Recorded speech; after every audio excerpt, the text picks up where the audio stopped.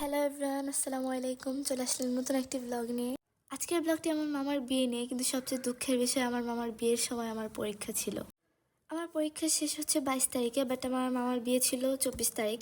মানে মাঝখানে আমি মাত্র একটা দিন সময় পেয়েছি সব কিছু রেডি করার জন্য। আমরা সব কাজিনরা মিলে প্ল্যান করি যে আমরা শাড়ি পরবো, যেহেতু শাড়িই পরবো, সো শাড়ির সাথে আর অনেক কিছু কিনতে হবে। আমার এক্সামের মাঝখানে একদিন ফ্রাইডে ছিল, তো ওই দিনই আমরা চলে যাই শাড়ি কেনার জন্য। সকালে উঠে আমি পড়তে বসে পড়ি, কারণ বিকালবেলা যেহেতু শাড়ি কিনতে যেতে হবে। দেন একটু চা খেয়ে নেই, কারণ সকালবেলা চা না খেলে একদমই ভালো লাগে না। পড়তে বসলে মেনলি আমার চা লাগবেই। দেন চাটা শেষ করে আবার পড়তে বসি।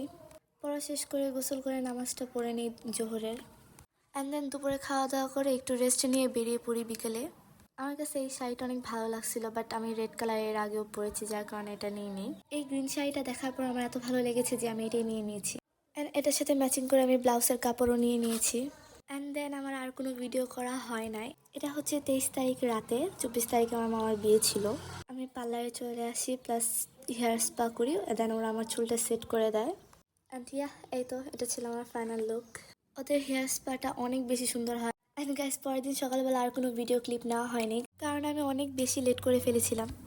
অ্যান্ড এই তো আমরা বেরিয়ে পড়েছি। আমাকে কেমন লাগছে অবশ্যই সবাই কমেন্টে জানাবেন। আর এদিকে আমার ছোট বোন আমার কুলের উপর শুয়ে পড়েছে। ও একদমই জার্নি করতে পারে না, যেহেতু ছোট। ফার্স্টে আমরা চলে এসেছি মিরপুর 1-এ আমার মামার বাসায়। অ্যান্ড দেন এখান থেকে সবাই একসাথে মেন প্রোগ্রামটা যেখানে হবে সেখানে যাব। এই তো আমরা বাসার ভেতরে চলে আসছি। অ্যান্ড গাইস, এটা হচ্ছে আমার বড় মামা। গাইস, ফাইনালি জামাই চলে আসছে। এটা হচ্ছে আমার ছোট মামা, মানে আজকের বিয়ের জামাই। অ্যান্ড মামাকে বলছিলাম যে আমার ব্লগ চলছে, তো মামা এর জন্য সবাইকে একটা সালাম দিয়ে দেয়। অ্যান্ড এই তো এখানে সবাই রেডি হচ্ছে। অ্যান্ড এই যে আমার মামাকে এঙ্গেজমেন্টে মামির বাসা থেকে ডায়মন্ডের রিং দেওয়া হয়। অ্যান্ড মামার হাতে এই রিংটা পড়ে যায় আজকে। অ্যান্ড এখানে গিয়ে সবচেয়ে মজার ব্যাপারটা হচ্ছে, মানে ছেলেদের নাকি ডান হাতে পড়তে হয় অ্যান্ড মেয়েদের বাম হাতে। আমি কি বিয়ে করছি এর আগে জানবো? অ্যান্ড দেন জোহরের নামাজ শেষ করে আমরা সকালে বেরিয়ে পড়ি। এখানে 3টা গাড়ি আনা হয়েছিল। 2টো গাড়ির মধ্যে সকল আত্মীয় স্বজন সবাই উঠেছিল, এবং আমাদের যে গাড়িটা ছিল ওইখানে হচ্ছে আমি, আমার খালাতো বোন আর আমার ভাইয়া। আমরা হচ্ছে জামাই সাথে নিয়ে যাচ্ছি, মেনলি হচ্ছে বরযাত্রী যাকে বলে। অ্যান্ড ফাইনালি আমরা চলে এসেছি। আমার লোকেশনটা এত ক্লিয়ার মনে নেই, বাট মেবি এটা হাতির ঝিল মোল্লা টাওয়ারে ছিল। এখানে রুপটপ ভাড়া করা হয়। Please subscribe, like and share. এখানে আমরা মামা ভাগ্নি একটু মজা করছিলাম। তাই এই তো সকালে চলে আসি ওপরে। এখানে লেখা ছিল the wedding of Muhib and Kashfia. And যেতে যেতে আমার মামাকে বসিয়ে দেয় ছবি তোলার জন্য।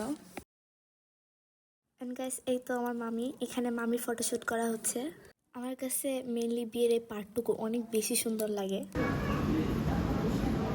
কবুল করিলাম। আরেকবার বলেন। মাশাআল্লাহ। আপনি কবুল করেন কি? অ্যান্ড দেন গাইস, আলহামদুলিল্লাহ এখানে বিয়ে পড়ানো শেষ। তারপর আমরা খাওয়া দাওয়া শুরু করি। খাওয়া দাওয়া শেষ করে আমরা একটু ফটোশ্যুট করি, কারণ জায়গাটা অনেক বেশি সুন্দর ছিল। অ্যান্ড তারপর আমরা সকালে মিলে একটু আড্ডা দিতে দিতে সন্ধ্যা হয়ে গিয়েছিল। তারপর একটু কফি নিয়ে নেই সকালে। তারপরে এই তো আমার খালাতো বোন আমার বড় মামার ছেলেকে কুলে নিয়েছিল। মাশাল্লাহ মাশাল্লাহ, অনেক কিউট। গাইস, আজকের ব্লগটা ছিল এই পর্যন্ত। ভালো লাগলে অবশ্যই like, comment, share and subscribe করবেন। আল্লাহ হাফেজ।